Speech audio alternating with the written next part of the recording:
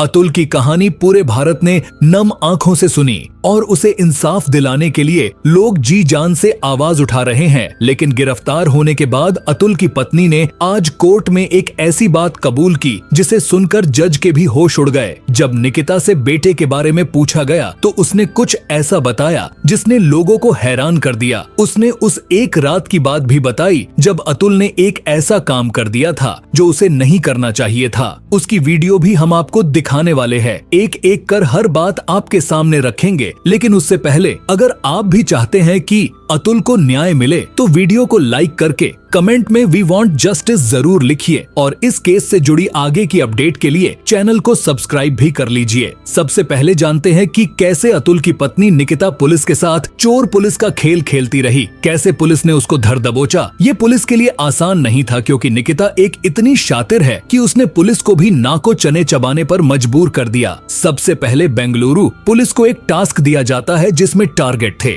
निकिता और उसके परिवार के कुछ लोग इस टास्क को पूरा करने के लिए बेंगलुरु पुलिस उत्तर प्रदेश के शहर के लिए रवाना होती है। इस टास्क को पूरा करने के लिए पुलिस की 4 लोगों की टीम थी जिसमें एक महिला पुलिस भी शामिल थी। क्योंकि निकिता और उसकी मां महिला है तो कानून के हिसाब से महिला पुलिस का होना जरूरी था। अब बेंगलुरु पुलिस जौनपुर में निकिता के घर पहुंचकर एक नोटिस चिपकाती है और निकिता की मां, निकिता का भाई सबको सामने आने को कहती है। लेकिन ये इतने शातिर थे कि पुलिस के आने से पहले ही 9-2-11 हो गए थे। अब बेंगलुरु पुलिस उत्तर प्रदेश पुलिस की मदद लेती है और निकिता के रिश्तेदारों के मोबाइल सर्विलांस पर लगा देती है और फिर पता चलता है कि निकिता की मां और निकिता का भाई प्रयागराज में छुपे हुए हैं। अब पुलिस की एक टीम जौनपुर से प्रयागराज पहुंचती है। निकिता की मां और उसका भाई व्हाट्सएप कॉल का इस्तेमाल कर रहे थे जिससे उनकी लोकेशन पुलिस ट्रेस न कर पाए, पर चोर पुलिस की इस दौड़ में पुलिस की जीत होती है और निकिता की मां और उसका भाई पकड़े जाते हैं। अब पुलिस को सबसे जरूरी जिस बात का पता लगाना था वो था अतुल का बेटा। पुलिस निकिता की मां से पूछती है कि अतुल का बेटा कहाँ है।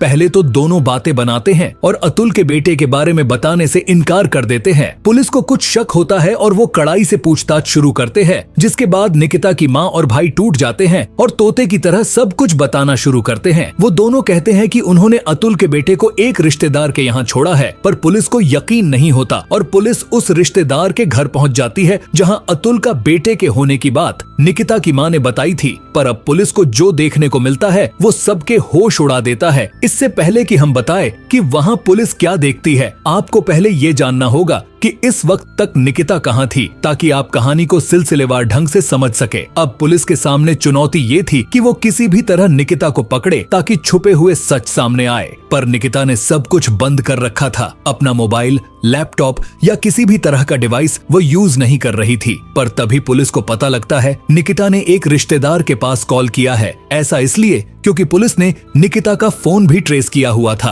अब जब निकिता अपने मोबाइल से कॉल करती है तो पुलिस को उसकी लोकेशन पता लग जाती है। पुलिस को पता लगता है कि निकिता गुरुग्राम में है और एक पीजी में रह रही है। अब पुलिस की एक टीम गुरुग्राम पहुंचती है और निकिता को धर लिया जाता है। अब पुलिस की एक टीम निकिता की मां और भाई को दबोचने में कामयाब होती है और दूसरी टीम निकिता को दबोच लेती है। अब पुलिस ने अपना टास्क पूरा कर लिया था और अब सिर्फ निकिता की मां और निकिता के भाई को लेकर पुलिस को बेंगलुरु जाना है। पर ये इतना आसान नहीं था क्योंकि पुलिस को डर था कि कहीं लोगों का गुस्सा इन तीनों पर निकल गया तो काफी मुश्किल हो सकती है। क्योंकि पिछले पूरे एक हफ्ते जो हुआ उसे सुनकर लोग काफी दुखी थे और काफी गुस्से में भी थे। तो पुलिस को डर था कि कहीं इनको लेकर जाते हुए जनता ने देख लिया और हावी हो गए तो इनकी जान पर बनाएगी। अब पुलिस के सामने 2 रास्ते थे कि पुलिस या तो इनको ट्रेन से लेकर जाए या फिर फ्लाइट से। पर पुलिस को लगा कि अगर इनको ट्रेन से लेकर जाते हैं तो लोगों को पता चल जाएगा, फिर मीडिया को पता चलेगा और इनकी जान पर बन आएगी। इसलिए पुलिस ने ये तय किया कि जो भी करना है चुपके से करना है ताकि किसी को कानो कान खबर न हो। तो अब पुलिस तय करती है कि इनको फ्लाइट से बेंगलुरु लेकर जाया जाए। पर क्योंकि अभी निकिता गुरुग्राम में है और उसकी माँ और भाई प्रयागराज में पुलिस की गिरफ्त में है, तो पहले निकिता की माँ और भाई को दिल्ली लाया जाता है और फिर चुनौती ये आती है कि अगर एयरपोर्ट पर लोगों की नजर इन पर पड़ गई तो मुश्किल हो सकती है, क्योंकि सबसे इनके चेहरे देखे हैं और सब गुस्से में भी है, तो एयरपोर्ट पर भी मुश्किल हो सकती है। तो पुलिस बेंगलुरु में अपने अधिकारियों से बात करती है और फैसला होता है कि इन्हें रात 1 बजे के बाद की किसी फ्लाइट से लाया जाए, क्योंकि देर रात यात्री कम होते हैं तो मुश्किल कम होगी और आराम से इन्हें बेंगलुरु पहुंचा दिया जाएगा। और ऐसा ही होता है। देर रात 3 बजे की फ्लाइट से निकिता, उसकी माँ और उसके भाई को बेंगलुरु पहुंचा दिया जाता है। अब ये तीनों बेंगलुरु तो पहुंच गए थे, पर अब बेंगलुरु में भी इन्हें खतरा था, क्योंकि वहां भी लोग इन्हें जान चुके थे और काफी गुस्से में थे। तो तय किया गया कि इन्हें सीधा जज के घर पेश किया जाए और वहीं इनसे पूछताछ की जाए। अब ये तीनों जज के घर पहुंचे। जज ने इनसे पूछताछ शुरू की। पहले तीनों से एक साथ पूछताछ की गई, उसके बाद तीनों को अलग अलग बैठाकर पूछताछ की गई और तीनों ने यही जवाब दिया कि हमें नहीं पता कि अतुल ने ऐसा कदम क्यों उठाया। अब हैरानी की बात ये है कि निकिता के जवाब ऐसे थे जैसे कि वो जब घर से फरार थी तो वो किसी वकील से भी मिली थी, जिसने उसे सलाह भी दी होगी कि क्या कहना है और क्या नहीं। तो निकिता कहती है कि हम पिछले 3 साल से एक दूसरे से कभी मिले नहीं, कभी फोन कॉल नहीं किया,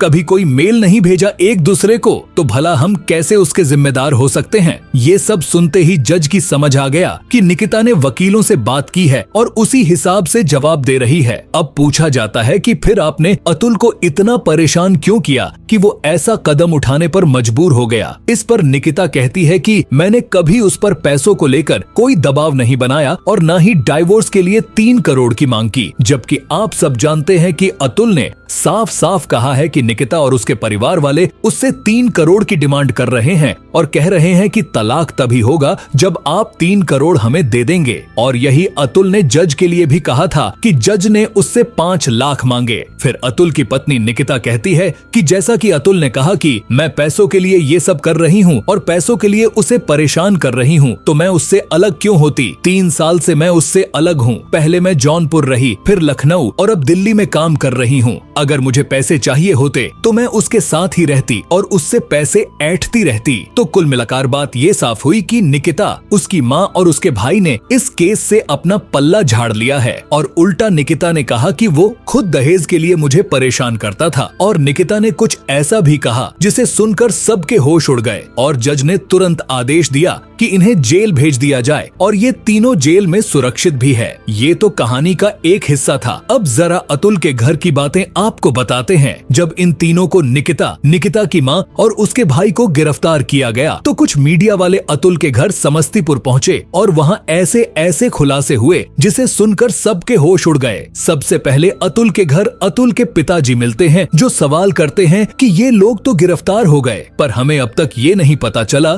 कि हमारा पोता कहाँ है और वो कैसा है, क्योंकि आप सब जानते हैं कि अतुल ने साफ साफ कहा था कि हमारा बेटा हमें चाहिए। अतुल के पिता कहते हैं कि जैसा कि अतुल ने कहा था कि उसकी अंतिम इच्छा थी कि उसके बेटे की परवरिश हम करें, तो हमें हमारा पोता सौंप दिया जाए ताकि हम अपने बेटे की इस इच्छा को पूरा कर सके। अब अतुल का बेटा एक रिश्तेदार के घर है और सही सलामत है, पर क्या बेटा अतुल के परिवार को मिल पाएगा, ये बड़ा सवाल है। अब ये तीनों तो गिरफ्तार हो चुके हैं, पर आगे क्या होगा, जरूर ये सवाल आपके मन में होगा। तो हम आपको बताना चाहेंगे कि बहुत जल्द इनको जमानत मिल जाएगी और ये बेल आउट हो जाएंगे। और बेल आउट होने के बाद जैसे जैसे बेंगलुरु पुलिस की फाइंडिंग होगी वैसे वैसे वो इस केस को आगे बढ़ाएंगे और एक चार्ज शीट फाइल करेंगे और फिर ये केस बेंगलुरु की लोअर कोर्ट में जाएगा, जिसके बाद तो आपको पता है कि तरीकों का सिलसिला कैसे नाच नचाता है। अब इस केस का आगे क्या होगा वो तो वक्त बताएगा, पर आप इस केस का दोषी किसे मानते हैं कमेंट में जरूर बताएं। धन्यवाद।